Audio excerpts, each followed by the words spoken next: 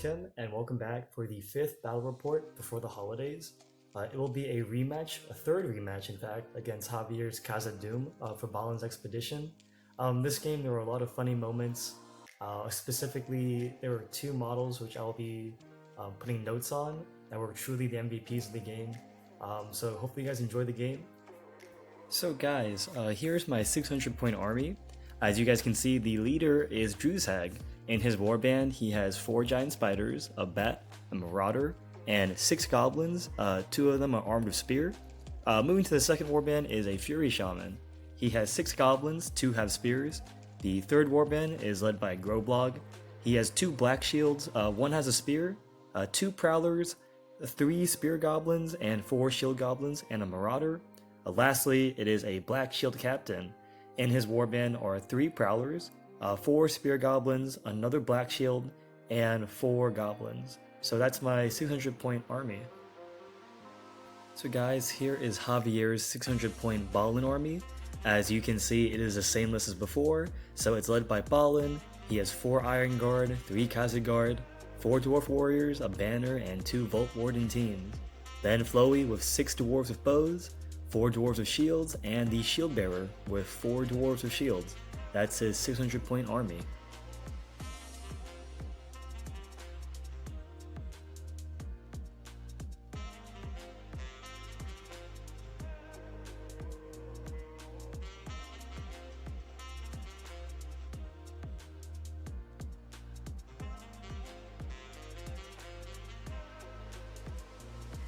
So guys, here is the deployment. As you can see, Balin's whole warband is up front. I responded with Groblog's warband and the Fury Shaman warband. Moving along, as you guys can see, on the left flank I have Druzhag's warband, or known as the Zoo, with all of the animals, and my Black Shield captain. And Javier has his Shield Bearer and Flowey. So here's the overview of the table. So guys, on to turn 1. Dwarves got priority, so we both called heroic moves. I called it off of the Black Shield Captain. Javier called it off of the Shield Bearer. He went off, and so he got to move first. He's maintaining a wall. All of the dwarves moved a couple inches forward, so my creatures couldn't dictate the charges. Pretty straightforward, and because my move got cancelled, it went straight to the rest of his movement.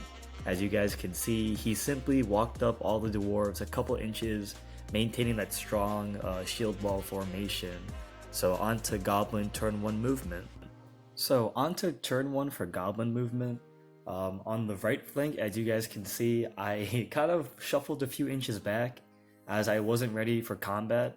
My Channel Fury easily went off. My Marauder didn't move. My Prowlers kind of shuffled onto the main bulk of the army. My Bat Swarm can't fly due to Flowey shutting me off. And Druzhag did enrage the White Spider with the Black Shield Captain. So guys, on to turn 1 combat. It was the most unimpressive combat I've ever had. The Black Shield Captain failed his heroic combat with a enraged spider and many goblins. And as you can see, in every single combat, Javier won with his dwarves and nothing died. So I used a lot of might. I lost 3 goblins for nothing.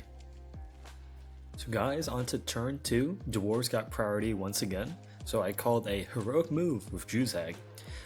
We recharged everything we could. I enraged this white spider with the purple token. My captain recharged. The goal is to break through this line. During Javier's movement, he just moved a few more bodies. Flowey didn't turn off anything this turn. As we move on to the right side of the table, as you can see, Javier is still forming a wall. He's trying to garrison that position. Just waiting until a few more turns when he actually can reach combat. And the way I responded was I pulled back actually, as I'm not feeling confident on this flank, so I'm just positioning myself for the next few turns. So guys, on to turn 2 of combat. It was horrendous. We'll start here. We have an MVP Goblin. A Iron Guard and a Warrior fought 2 Goblins, and we killed the Iron Guard. Now, after that, it was again a Moria combat fail the whole turn. As you can see, every combat I had 4 5 dice Hatred Dwarf, Enraged Spiders. In every single combat, Javier shielded and deflected every single combat, which blew my mind. So all you see on the screen, they killed nothing besides that MVP goblin. And another MVP goes to this dwarf. He tanked 8 dice from the Marauder. I needed a single 6, I got nothing. So guys, on to turn 3, once again a dwarf priority. I had to call with my last might a heroic move off of Druzhag. And again, as you see, I just recharged the line trying to get all the fights I want. I enraged that white spider once again, and I finally got some decent traps. At this point, I'm really hoping for once we can kill some dwarves. So guys, for the remaining turn 3 movement, as you can see, both me and Javier just formed our walls of battle line. We're both trying to see what our opponent's trying to do first, as we don't want to give any traps or charges. Moving to the left side, both Flowey and the shield bearer have joined the combat, so the left side is very important to the whole flow of the game basically.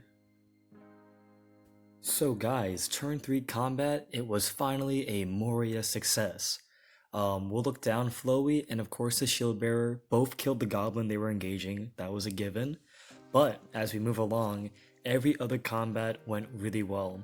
The spider killed a dwarf, this white spider with enraged killed 2 dwarves, the captain with his trap killed another dwarf warrior, these 2 combats of the goblins, no one died, the spiders killed another, and then the MVP, once again, this dwarf held off 8 wounds from the marauder once again.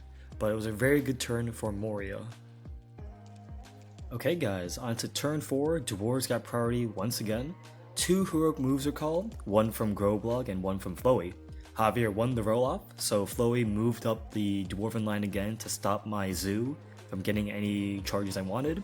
He cancelled Groblog's heroic move with the Vault Warden team, and got another charge on the Marauder. The rest of his movement was simply reforming his line, as you guys can see on screen, and when it was my move, I pulled back my goblins a bit. I'm still not too confident with this side of the board. A few prowlers do join the Khazad fight, and moving forward, again, the bat swarm has been turned off by Flowey.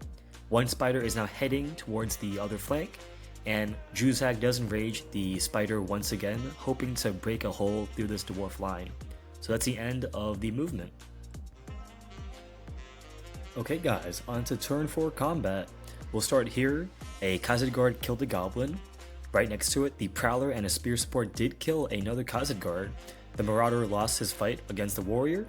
And Groblog's fight, we tied, the crown effect went off, but Javier won the roll off, and he managed to wound and take a fate off of Groblog. So it's a bit of a big deal, as he has 1 wound left with 2 might.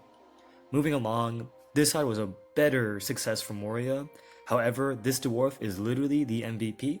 He tanked 8 more wounds from the marauder and lived. Going down, the spiders killed a dwarf. Those 2 goblins did nothing, but this enraged spider got another double kill, which is huge. We're now opening the dwarven wall, and now we can start getting better traps, better positioning, and Flowey did lose his fight, but took no wounds from the goblins. So on to turn 5. So on to turn 5, this is the first goblin priority of the game. We simply just got a few traps, got all the charges I wanted. Here's a big one, Flowey is uber trapped by the bat, spider, and goblins. Moving along, pretty much the battle lines are now meeting. Nothing too significant. I did pull Groblog back away from the fighting, as I do need to keep his might for future turns, as I might have to call a move again. So guys, on to turn 5 combat. Flowey uber died. It was an awesome trap, what I wanted. The dwarf beat the spider but didn't wound. My captain lost the combat. Shield bearer got 2 more kills. And again, MVP. He took 8 wounds from the marauder and a spider and lived. So moving on to the right flank, my black shield actually won against the vault warden but couldn't wound. Pretty much my goblins took a beating on this flank. You can see more gaps. The dwarves came in too strong this time. So, you know, Balin's in a good position for next turn. So this is the end, turn 5. So guys, on to turn 6. Once again, dwarf priority. Both Grobog and Balin called heroic moves, but it did go off to Balin. So as you can see, the Dwarves moved where they wanted to. I expect a heroic combat from Balin's last might. Charges are happening across the board. Grobog with 1 wound finding a single warrior. As you guys can see, there's a lot of one-on-ones. Dwarves have a huge advantage here. A Spider and Marauder are making way to assist this flank, and now we have the Shield Bearer uber trapped. The MVP Dwarf is fighting a Spider, so my hopes are to clean up this flank and re-engage the center now. So guys, onto turn 7 entire. I do apologize. I lost footage for turn 6 combat, but to sum it up, the Shield Bearer died, and the Warg Marauder died by Balin's heroic combat, his last point of might.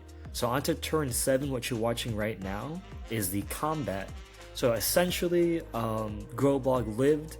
As you can see, the battle lines look a bit iffy because we had a whole combat phase and movement missing, but pretty much at the end, Shield Bearer is dead, the whole dwarf flank up there is dead, and we'll be back at the beginning of turn 8. So guys, onto turn 8, dwarf priority once again. As you guys can just see, I charged as many creatures as I could into the dwarf line. Balin is fighting Grobog. Pretty much everything's engaged. Both armies are in fact broken. The reason why Javier passed was he's a legend, and then I passed because Fury got all of my characters, thus I auto-passed all of my courage. So this is pretty much, we assume, the last turn of the game, which in fact it is. So in the next clip, you'll have the game recap.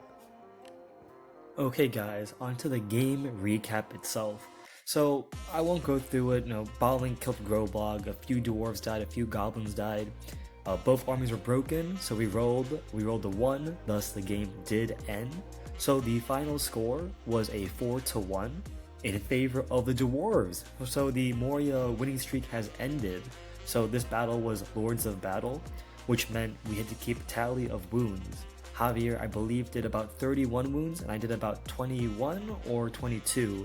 So he didn't double me, but he did more than me due to my multi-wounded creatures. Both of our leaders were not wounded, and we were both broken, so this was a very close game, very enjoyable. I do apologize about the footage. I guess we were very excited. We were really in the game, so I do apologize about the last few turns. The game was great. As you guys can see, no one was truly tabled, but for once it was a dwarf victory. So for all the people who keep saying Moria is broken, we are not. So guys, I hope you guys enjoyed the battle report. A great game of Javier. I enjoyed it every single time. So I think that'll be it for while the holidays continue. As I'll be busy with family and my 2 older brothers being back home, I may do a battle report with one of them, but not entirely sure. So guys, love the feedback. It's been great. Continue hobbying, spread the hobby love, and talk to you guys soon.